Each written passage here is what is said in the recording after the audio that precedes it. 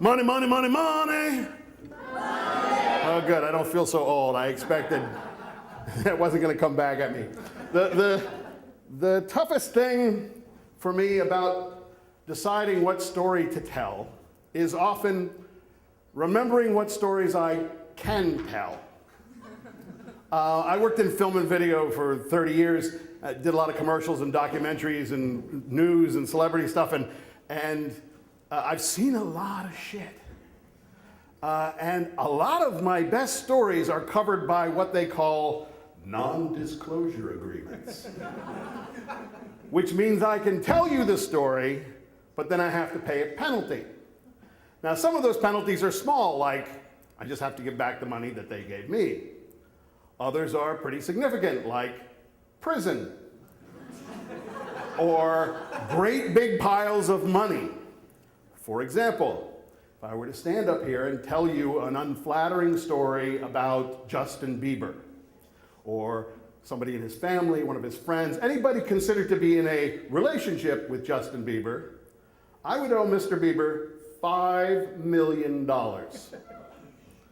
Now, when I tell people that, they obviously have questions, but I assure you that is all I have to say about that.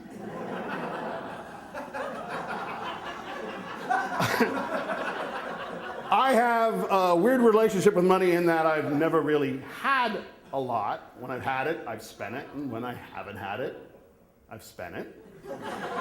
But I've never really been driven by money, never been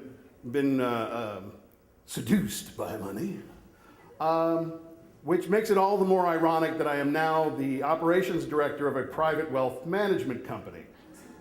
And we manage about $250 million.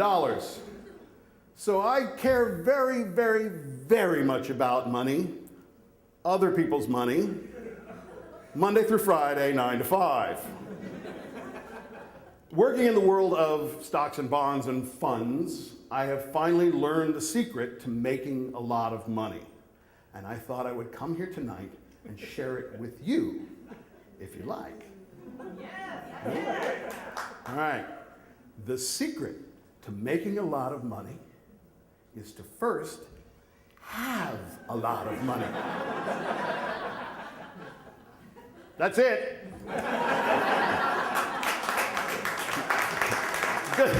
Good luck with that. My ambivalence about the importance of money was sorely tested. In 2008, my blood stopped working. My blood's broke. I was diagnosed with leukemia. Spoiler alert. 2009, I spent mostly trying not to die, so I couldn't work. And that was a pretty big financial hardship for my family, as you could imagine. But then an amazing thing happened. People started coming out of the woodwork.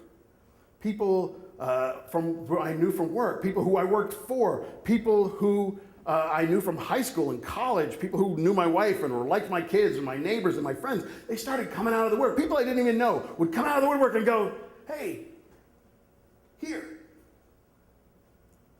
They put on a benefit for me and my family, and they raised enough money to get us through to where I could start working again. And this was a really tough thing for me, because I kind of grew up in a family that emphasized, self-sufficiency and neither borrower nor lender be. So it was hard for me to take that, but there were guys who I fought with, had arguments with, didn't like me, who said, hey, man, we all decided we were gonna kick in a day's pay for you. Next to my wife and my kids, this is the most incredible thing that has ever happened to me. And it was very difficult to deal with until I realized that we're all here because of somebody else's generosity. We're all here because somebody sacrificed. Somebody took a bullet for us on a battlefield or ran into a fire. Or maybe for you it was a teacher who, cared enough to make sure you got it. Or maybe it was somebody who broke their back in a factory or a coal mine. Or somebody who just made sure you had food in your belly, or your clothes were clean, or told you were smart or special, or just loved you. And maybe it was somebody who put all their hopes and dreams into a plane ticket, or a boat ticket, or a map through the desert and over the border, and said, go. And maybe it's not the money, but what the money represents. Hope. Thanks.